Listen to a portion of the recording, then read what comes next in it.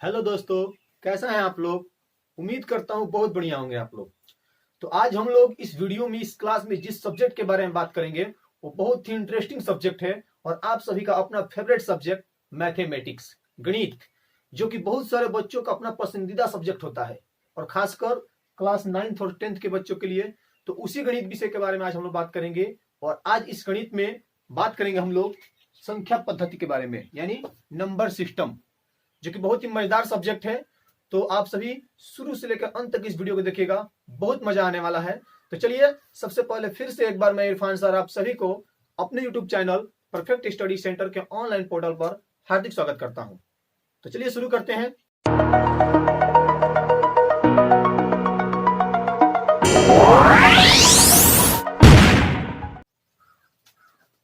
तो चलिए देखते हैं। सबसे पहले संख्या पद्धति, नंबर सिस्टम किसे कहते हैं, यही पढ़ना है हम लोग को। और उसके बाद इस टॉपिक में ये और 2-3 बिंदुएं हैं, इन बिंदुओं पर भी हम चर्चा करेंगे। तो सबसे पहले बात करते हैं कि संख्या पद्धति क्या है। तो संख्या पद्धति के अंतर्गत हम लोग क्या करते हैं, तो संख्याओं की जानकारी लेते हैं, यानी कि संख्याएं कैसे लिखी जाती है, कौन कौन संख्याएं होती है और संख्याओं का नामकरण कैसे होता है। ठीक है, यानी गणित की वह पद्धति जिसके अंतर्गत हम लोग संख्याओं की जानकारी लेते हैं, संख्याओं का नामकरण करते हैं, वो पद्धति संख्या पद्धति कहलाती है, यानी कि नंबर सिस्टम कहलाती है। ठीक है, समझ गए होंगे आप लोग का आज का जो टॉपिक है। अगली जो बिंदु है हम लोग का वो है ये सब संख्याओं का नामकरण करना, पहचानना कौन संख्या का नाम क्या हुआ। जैसे प्राकृत संख्या, पूर्ण संख्या, पूर्णांक, परिमेय संख्या, अपरिमेय संख्या एवं वास्तविक संख्या, इन सभी संख्याओं का हम लोग आज परिचय प्राप्त करेंगे। तो सबसे पहले प्राकृत संख्या। क्या है प्राकृत संख्या? तो आप सभी जानते होंगे कि गिनती की संख्याओं को प्राकृत संख्या कहते हैं। सिंपल सी बात है, गिनती काउंटिंग कहां से हम लोग स्टार्ट करते हैं, 1 यानी 1 से। तो 1 से लेके अनंत तक जितनी भी संख्याएं हैं सभी संख्याएं प्राकृत संख्याएं हैं। आ रहा है समझ में? जैसे हम लोग देख सकते हैं कोई भी 1 2 3 12 15 चलते जाइए अनंत तक, खत्म नहीं होने वाला। ये सभी संख्या प्राकृत संख्याएं कहलाती है। गिनती की संख्या को प्राकृत संख्या कहते हैं। दूसरा हमारा क्या है, पूर्ण संख्याएं। पूर्ण संख्या किसे कहते हैं? तो जब इसी गिनती की संख्या में हम शून्य को भी शामिल कर देते हैं, यानी इसमें जीरो को भी मिला देते हैं, तो हमारा क्या बन जाता है, पूर्ण संख्या बन जाता है। आ रहा है समझ में? यानी कि वह संख्याएं जो शून्य से शुरू होकर अनंत तक जाती है उसे पूर्ण संख्याएं कहते हैं। सिंपल सी बात है, प्राकृत संख्या में शून्य को शामिल कर दीजिए, हमारा पूर्ण संख्या प्राप्त हो जाएगा। क्लियर है? अब चलते हैं पूर्णांक। ये समझने वाली बात है, पूर्णांक क्या है। तो पूर्णांक उसे कहते हैं कोई भी संख्या हो, प्राकृत संख्या या जो पूर्ण संख्याएं होती हैं, अगर उसके पहले हम लोग प्लस और माइनस, धन या ऋण का चिन्ह लगा देते हैं तो वो संख्याएं पूर्णांक बन जाती है। पूर्णांक 2 प्रकार के होते हैं, धनात्मक पूर्णांक और ऋणात्मक पूर्णांक। जिस पूर्णांक के पहले धन यानी प्लस का चिन्ह लगा रहता है उसे धनात्मक पूर्णांक कहते हैं, और जिस पूर्णांक के पहले माइनस यानी ऋण यानी घटाव का चिन्ह लगा होता है उसे हम लोग ऋणात्मक पूर्णांक कहते हैं। जैसे एग्जांपल आप लोग ले सकते हैं, -4, -5, ये सब पूर्णांक है, ऋणात्मक पूर्णांक। धनात्मक पूर्णांक क्या है? तो धनात्मक पूर्णांक आपका ये भी है।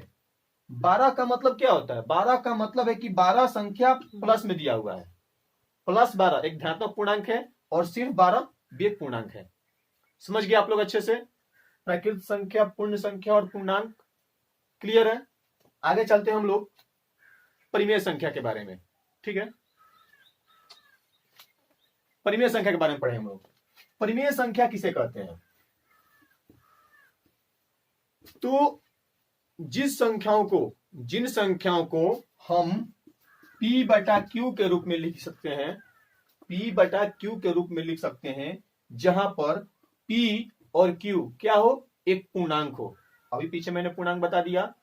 तो परिमेय संख्याएं वो संख्याएं होती है जिन्हें हम P/Q के रूप में लिख सकते हैं, जहां P और Q पूर्णांक हो और Q बराबर नहीं हो क्या, 0 के।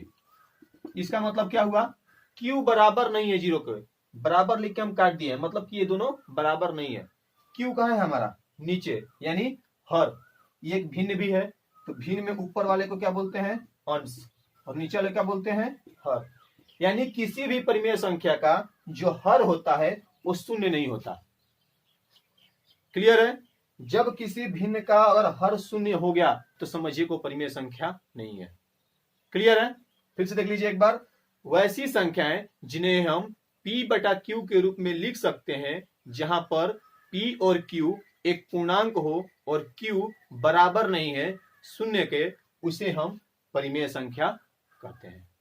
क्लियर है, जैसे 3/5, 2/1 यानी सिर्फ 2, -4/5, ये सभी संख्या क्या है, परिमेय संख्या है। आ रहा है समझ में। अब चलते हैं अपरिमेय संख्या के बारे में। ठीक है, तो जो परिमेय संख्या आप लोग जान गए, तो ठीक इसको उल्टा कर दीजिए ना, सिंपल सी बात है, परिमेय संख्या को उल्टा कर दीजिए, हमारा अपरिमेय संख्या आ जाएगा। यानी वैसी संख्याएं जिन्हें p बटा q के रूप में न लिखा जा सके, जहां p और q पूर्णांक हो और q बराबर नहीं हो जीरो के। बस एक बात याद रखिए कि उसको p बटा q के रूप में लिखा जा सकता है परिमेय संख्या को, और अपरिमेय संख्या को p बटा q के रूप में नहीं लिखा जा सकता है। क्लियर है, जैसे √2, √8, आप लोग पढ़ते हैं, हम लोग एक पाई संख्या होती है, पाई, जिसका मान क्या होता है 22/7 लिखते हैं, या 3.14, ऐसे कुछ संख्याएं होती है। तो पाई जो है ना, पाई भी एक अपरिमेय संख्या ही है, क्योंकि ये भी, इसका भी मान पूर्ण रूप से हमको मालूम नहीं है। संख्याओं को, क्वेश्चन को हल करने के लिए हम लोग पाई का मान 22/7 मान लेते हैं, एक माना गया मानक है। आगे समझ में अब परिमेय संख्या और अपरिमेय संख्या है।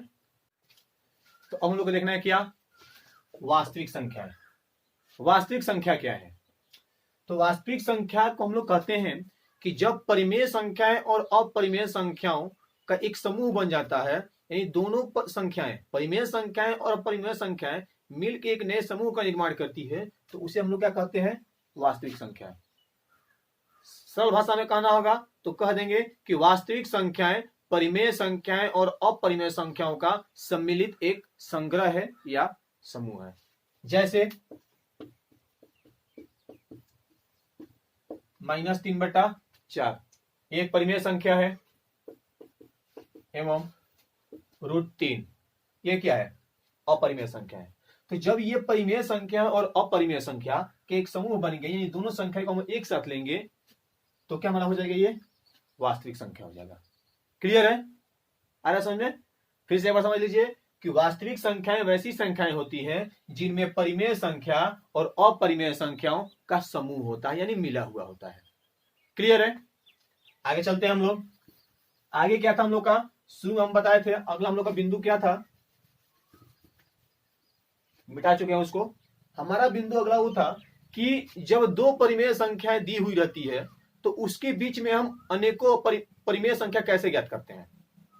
ठीक है, जैसे एक क्वेश्चन देखिए आप लोग, क्वेश्चन हमारा है 3 एवं 5 के बीच 4 परिमेय संख्या ज्ञात करें।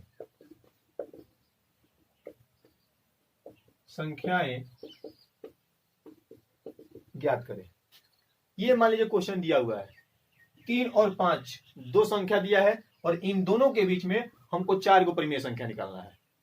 क्लियर है, कैसे हल करेंगे, आप लोग अच्छे से जानते होंगे 3 और 5 के बीच में कितनी संख्या है, सिर्फ एक संख्या है, 4। यही दिखाई दे रहा है हम लोग का ना, आप लोग को भी, हमको भी, लेकिन नहीं, ये गलत धारणा है। 3 और 5 के बीच सिर्फ 4 नहीं है, 3 और 5 के बीच इतनी संख्या है, इतनी संख्या है कि पूरी लाइफ लिखते रह जाएंगे, और 3 और 5 के बीच परिमेय संख्याओं का अंत नहीं होने वाला है। इसीलिए कहा जाता है कि दो परिमेय संख्याओं के बीच अपरिमित रूप से अनेकों परिमेय संख्याएं होती है। ठीक है, इसको हम लोग हल कैसे करेंगे, 4 परिमेय संख्या निकालना है ना, तो सबसे सिंपल में समझ लीजिए कि किसी भी दो परिमेय संख्याओं के बीच जब परिमेय संख्या निकालने को कहेगा, तो सबसे पहले हमको उसका हर बराबर करना होगा। जो नीचे वाला भाग होता है यानी हर, उसको हमको बराबर करना होगा। बराबर दिया है तो ठीक है, नहीं दिया है उसको बराबर कीजिए। जब हर बराबर हो जाएगा तो आसानी से हम लोग कोई भी परिमेय संख्या निकाल सकते हैं। यानी 3 का मतलब क्या हुआ, 3/1, और 5 का मतलब 5/1। ठीक है, कितना निकालना है हमको, 4 निकालना है। जितनी संख्या आपको निकालने को कहेगा उससे हम एक अधिक संख्या लेते हैं। 4 से अधिक क्या हुआ, 5। इस परिमेय संख्या के अंश और हर दोनों में 5 से गुणा कर दीजिए, और इस संख्या के अंश और हर में भी दोनों में 5 से गुणा कर दीजिए। क्या मिल गया हमको, 3×5 = 15 और 1×5 = 5। अच्छा 25, 1×5 = 5। देखिए तो यहां पर भी 5 और 5 क्या है, हर बराबर है कि नहीं है। जब 5 और 5 हर बराबर हो गया तो अब आप ही लोग बताइए कि अंश क्या है, 15 और 25। तो 15 और 25 के बीच में कितनी संख्या है, 16/5, 17/5, 18/5, 21/5, 22/5, 15 से लेकर 25 तक के बीच में कितनी संख्या है, आपके सामने है। आया समझ में, कोई इसमें से 4, 1 2 3 4 हमारा आंसर हो गया। फिर से समझ लीजिए एक बार कि कोई भी दो परिमेय संख्याओं के बीच हमको परिमेय संख्या निकालने के लिए बोलेगा तो सबसे पहले उसके हर को बराबर कर देंगे। अगर हर बराबर है और उसके बीच में संख्याएं हैं तब तो ठीक है, नई संख्याएं हैं, संख्या ज्यादा लिखना है तो अपने मन से कोई भी संख्या, या यूं कहें तो जितनी संख्याएं दी हुई है उसमें एक संख्या अधिक लीजिए और उसके अंश और हर दोनों में गुणा कर दीजिए। जो संख्या मिलता है वो जो संख्या, अच्छा ये बताइए हमको कि ये 3 हमको दिया था और ये क्या हो गया 15/5, इसको क्या बोलते हैं, तुल्य परिमेय संख्या बोलते हैं। यानी कि इसको भी हम सरल करेंगे तो 5 3 आई 15, फिर मेरा क्या आ गया 3 आ गया। ध्यान रखिएगा इस बात को, ये सभी संख्याएं तुल्य परिमेय संख्याएं कहलाती है। क्लियर है। मान लीजिए ये तो हमको हर बराबर दिया था तो निकाल लिए। अगर कहीं हमको हर बराबर नहीं देगा तो क्या करेंगे, जैसे 2/3 एवं 3/2 ये संख्या हमको अगर मिल गया और बोलेगा कि इसके बीच 4 परिमेय संख्या ज्ञात करिए, क्या करेंगे हम लोग, कुछ आइडिया है आप लोग को, नहीं है ना, बहुत ईजी है, देखते रहिए। 2/3 और यह क्या है 3/2। सबसे पहले हमारा काम क्या है कि इन दोनों का हर को बराबर करना है। ठीक है, तो इस परिमेय संख्या के ऊपर और नीचे इसके हर से गुणा कर दीजिए। 2 है ना, ऊपर भी 2 नीचे भी 2, और जो दूसरी परिमेय संख्या है पहले वाले के हर से गुणा कर दीजिए। 3 और 3 क्या बन गया हमारा, 2 दूनी का 4, 3 दूनी 6, 4/6, 3 का 9 और 2 3 आई 6। अब बताइए तो 6 और 6 बराबर हो गया, दिखाई दे रहा है। इसका भी हर 6 मिल गया हमारा, इसका भी हर क्या मिल गया 6। 4/6 और 9/6। अब आप लोग बताइए कि 4/6 और 9/6 के बीच कितनी संख्या है, 5/6, 6/6, 7/6, 8/6, तब ना आता है 9/6। इन दोनों के बीच में 1 2 3 4 आ गया। आ रहा है समझ में कुछ, इस 6/6 को हम लोग 1 भी लिख सकते हैं, इन दोनों के बीच में 1 भी है। आ रहा है समझ में। अच्छा मान लीजिए ये दोनों संख्याओं के बीच में 4 तो हम लोग निकाल दिए, 4 गो था तो 4 गो कर दिए। अगर इसी में हमको कहीं कहा जाता है 5 गो, तब 5 गो तो इसके बीच में अभी हमको दिखाई नहीं दे रहा है, तो फिर वही नियम लगाइए पीछे वाला। 5 को बोल रहा था ना, तो उसमें 1 गो बेसी, 6 से ऊपर नीचे हम लोग गुणा कर देते अंश में भी और हर में भी, इसके अंश हर में भी, तो हमारा अगला जो तुल्य परिमेय होगा वो बड़ा हो जाएगा, और जब बड़ा हो जाएगा तो उसके बीच आसानी से फिर निकाल सकते हैं, जितना मर्जी उतना लिख सकते हैं, अनंत लिख सकते हैं। आगे समझ में, अच्छे से आ रहा है। चले आगे, चलिए आगे चलते हैं। अब हम लोग का अगला बिंदु क्या था, तो अगला बिंदु आप लोग को था, पीछे आप लोग याद कीजिएगा वीडियो को शुरू हमने बताया था कि हम लोग फिर पढ़ेंगे कि संख्या रेखा पर वास्तविक संख्याओं का निरूपण कैसे करते हैं। यानी अगर कोई संख्या रेखा दी हुई है तो उस पर हम लोग संख्या कैसे दर्शाते हैं। ठीक है, जैसे मान लीजिए क्वेश्चन है कि संख्या रेखा पर 4/5 को दर्शाना है। सवाल है कि 4/5 को संख्या रेखा पर दर्शाएं। ठीक है, चलिए देखते हैं कैसे बनेगा ये सवाल। ये भी बहुत आसान है, ध्यान से देखिएगा। सबसे पहले एक संख्या रेखा खींचते हैं हम लोग। जानते होंगे संख्या रेखा के बारे में, पिछली कक्षा में पढ़ के आप लोग आए होंगे। संख्या रेखा में क्या होता है, एक मूल बिंदु होता है जिसका मान क्या होता है, 0। उसके दाईं तरफ, मूल बिंदु के दाईं तरफ संख्या कैसे होती है, धनात्मक होती है, यानी प्लस में जाती है। और ठीक उसके बाईं तरफ आएंगे हम लोग, ऋणात्मक होती है, यानी माइनस में। इतना अच्छे से पता है। मूल बिंदु हो गया 1 2 3 4, ये सभी प्लस में है। -1 -2 और -3 ये सब माइनस में है। चलिए हमको क्या दर्शाना है, 4/5। अगर कोई आपसे पूछे कि इस संख्या रेखा पर 3 दर्शाइए, 3 कहां है, सिंपल सी बात, ये हमारा बिंदु क्या हो गया, 3। -1 दर्शाइए, दिखाई दे रहा है, स्पष्ट रूप से लिखा हुआ है, क्या हो गया, ठीक है। लेकिन हमको ऐसा संख्या मिला है जो इस पे दिखाई नहीं दे रहा है, कैसे निकालेंगे उसको। आप लोग को दशमलव में बदलना आता होगा, दशमलव में किसी भी परिमेय संख्या या भिन्न संख्या को कैसे चेंज करते हैं पता है ना। तो 4/5 को सबसे पहले आसानी से क्या करेंगे हम लोग, दशमलव में चेंज कर देंगे।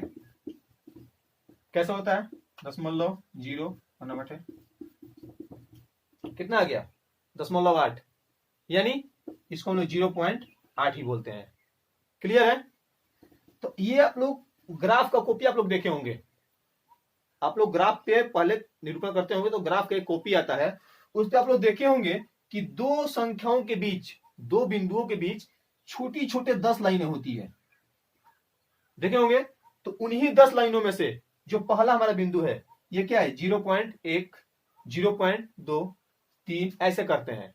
हमारा संख्या क्या है, 0.8 दिखाना है। 4/5 का मतलब वही चीज है, 0.8 दिखाइए या 4/5 दिखाइए, सेम चीज है। हम लोग करेंगे क्या कि दशमलव के पहले वाली संख्या लेते हैं, कितना भी बड़ा संख्या रहे यहाँ पे, 5.628 कुछ भी हो, सिर्फ ये देखिए क्या है, 5 है ना। जब ये 5 है तो 5 ले लीजिए और उस आगे क्या आता है, 6 ले लीजिए, उसी के बीच में ये संख्या पड़ेगा। ठीक उसी प्रकार यहां पर क्या हमारा है, 0, और 0 के बाद क्या आता है, 1, यानी 0 और 1 के बीच में हमारा 0.8 आएगा। सिंपल सी बात है। ये क्या है हमारा, 0 0 है, ये क्या है, 1।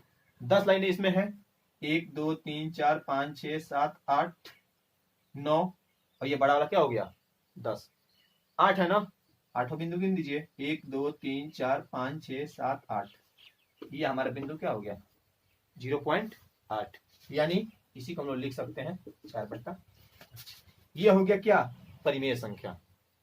किसी भी परिमेय संख्या को ऐसे ही दशमलव में बदल दीजिए और उसके बाद संख्याओं का निरूपण हम लोग कर सकते हैं। क्लियर है। और देखते हैं एग्जांपल एगो, माइनस मिलाना चाहेंगे या तो पूर्णांक, सिंपल सी बात है। जैसे मान लीजिए -2/3, ठीक है। अगर इसको दर्शाना है तो क्या करेंगे, सेम वही चीज है, पहले इसको दशमलव में बदलिए, दशमलव 0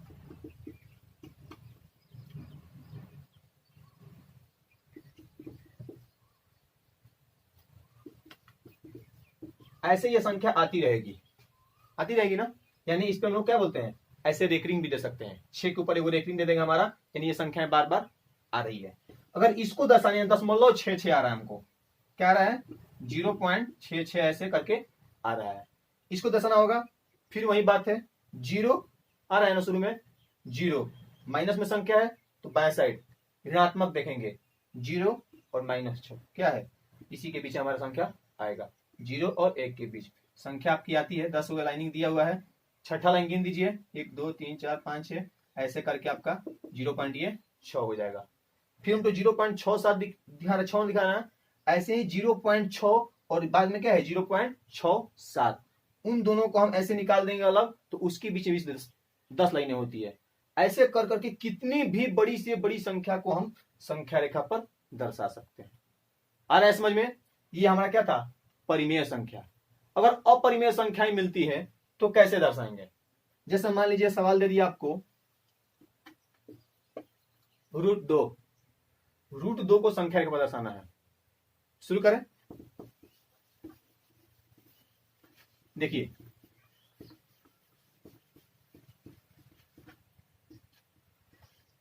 फिर से एक बार संख्या रेखा लेते हैं हम लोग, ले लिए, क्या है, मूल बिंदु, दाएं साइड में धनात्मक संख्या है, बाएं साइड में ऋणात्मक। क्लियर है, इतना तो अच्छा है। √2 दिखाना है हमको।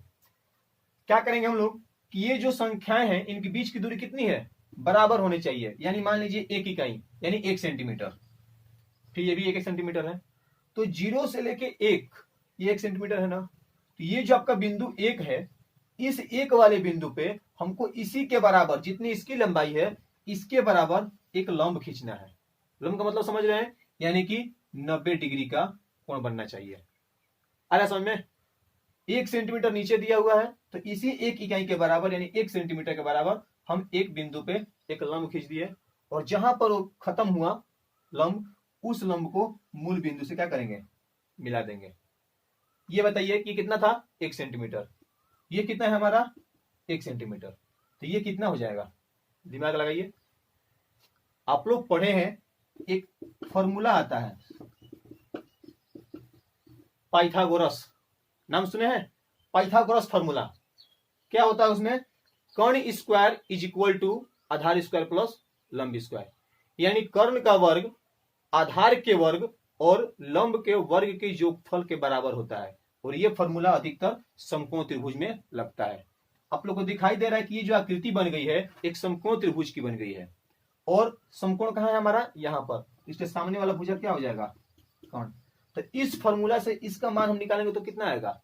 कर्ण का फॉर्मूला क्या होता है, कर्ण अगर आप लोग निकालते हैं, क्या निकालते हैं, अंडर रूट आधार स्क्वायर प्लस लंब स्क्वायर। आधार हमारा कितना है, 1 सेंटीमीटर, लंब कितना है, 1 सेंटीमीटर। दोनों का स्क्वायर करेंगे और वर्गमूल निकालेंगे, क्या होगा, 1 1। कितना आ गया हमारा, √2, जो सवाल था हमारा। यानी ये मान कितना हो गया हमारा, √2। तो अब आप लोग का मन में सवाल आता होगा कि सर आपने तो ये इस रेखा का लंबाई निकाल दिया, √2 है, लेकिन हमको संख्या रेखा पे दिखाना है। अब तो ये ऊपर है, संख्या रेखा पे तो पता ही नहीं चल रहा है कि √2 कहां है, एकदम दिखाई दे रहा है। आप लोग ज्योमेट्री बॉक्स का इस्तेमाल करते हैं, उसमें एक प्रकाल आता है, उसको हम लोग क्या करेंगे, प्रकाल से इस मूल बिंदु पर रख के उसको इतना तक फैलाएंगे। ठीक है, जितना ये लंबाई है उतना उसको फैलाएंगे, और वहां से ठीक ऐसे करके इस पे रेखा पे एक काटेंगे चाप।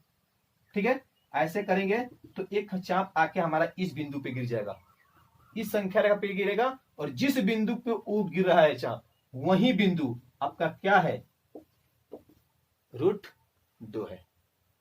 आया समझ में। फिर से बार देख लीजिए क्लियर कि एक एक इकाई का 0 से 1 के बीच में 1 सेंटीमीटर की दूरी है, तो इसी एक बिंदु पर हम 1 सेंटीमीटर का और लंब खींच देते हैं। लंब यानी 90 डिग्री समकोण बनना चाहिए। फिर जहां पर वो बिंदु खत्म हो रहा है, लंब खत्म हो रहा है, वहां से मूल बिंदु को हम लोग मिला देते हैं। तो इस फॉर्मूला के अनुसार हमारा ये क्या मिल गया, √2 का मान आ गया। बिंदु दिखाना है तो प्रकार से उसको पकड़ के चाप खींच देंगे, और संख्या रेखा पर जहां वो बिंदु गिरेगी वो क्या हो जाएगा, हमारा √2 हो जाएगा। उसी प्रकार से अगर मान लीजिए √3 कहेगा तो क्या करेंगे, तो इसी बिंदु पे, ये √2 है ना, इसी बिंदु पे फिर से एक बार 1 सेंटीमीटर का हम लोग खींच देंगे, क्योंकि एक खींचे हैं। ठीक है, और यहां से फिर इस मूल बिंदु को हम लोग मिला देंगे। ये क्या है, √2। लंब कितना खींचे हैं, 1 सेंटीमीटर। आ रहा है समझ में। हमारा इसका मान कितना हो जाएगा, निकाल सकते हैं इस फॉर्मूला से, √3 हो जाएगा। निकाल के दिखा दें, देख लीजिए, सिंपल सी बात है। √2 का स्क्वायर करेंगे और 1 का स्क्वायर करेंगे, कितना होगा हमारा, √2 का स्क्वायर 2, 1 का स्क्वायर 1, रूट आ गया। संख्या का भी दिखाना है, प्रकाल उठाइए, यहां से रख के मूल बिंदु पर से फैलाइए इतना, और इसको करके ऐसे चाप गिरा दीजिएगा। जहां पर गिरेगा ये बिंदु वो हमारा क्या हो गया, √3। क्लियर आ रहा है समझ में। आ तो रहा होगा, नहीं भी आ रहा होगा जरूर आ जाएगा। एक बार नहीं 2 बार वीडियो देखिए, गारंटी देता हूं दम दिमाग में जाएगा, क्योंकि ये मैथ है, ऐसा सब्जेक्ट जिसमें जितना हम इंटरेस्ट बढ़ाएंगे उतना जल्दी ये मेरे पास आएगा। इससे हम भागेंगे 1 कदम, ये हमसे 10 कदम पीछे भागेगा, ऐसा विषय है मैथ। आ रहा है समझ में। तो ये था हमारा आज का क्लास। क्या क्या पढ़ा इसमें हम लोगों ने, संख्या पद्धति के बारे में, संख्याएं कैसी कैसी हो सकती है, प्रकृत संख्या, पूर्ण संख्या, परिमेय संख्या, अपरिमेय संख्या, पूर्णांक, वास्तविक संख्या, इन सब का परिचय प्राप्त किया हम लोगों ने।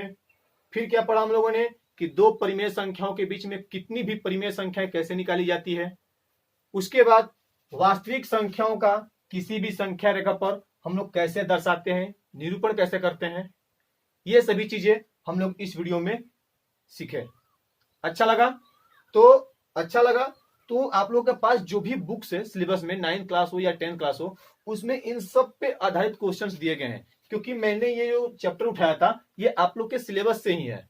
मैंने यहाँ पर क्लास लिखा है 9th और 10th दोनों क्लासों के लिए इंपॉर्टेंट है। तो आप लोग के बुक में जो भी क्वेश्चंस दिए होंगे उसको आप लोग सॉल्व कीजिएगा, और अगर कोई क्वेश्चंस दिक्कत हो रहा है तो कमेंट बॉक्स में बताइए, मैं जरूर उन सभी क्वेश्चंस का सोल्यूशन दूंगा आप लोगों को। और क्योंकि फिर से एक बार मैं आप सभी के बीच मैथ का एक और अच्छा वीडियो लेके आने वाला हूं, तो प्लीज इस वीडियो को लाइक कीजिए, कमेंट कीजिए और शेयर कीजिए, और हमको जरूर बताइए कमेंट बॉक्स में कि ये वीडियो, ये यानी सब्जेक्ट मैथ आप लोग को कितने फायदेमंद हुआ। Thank you.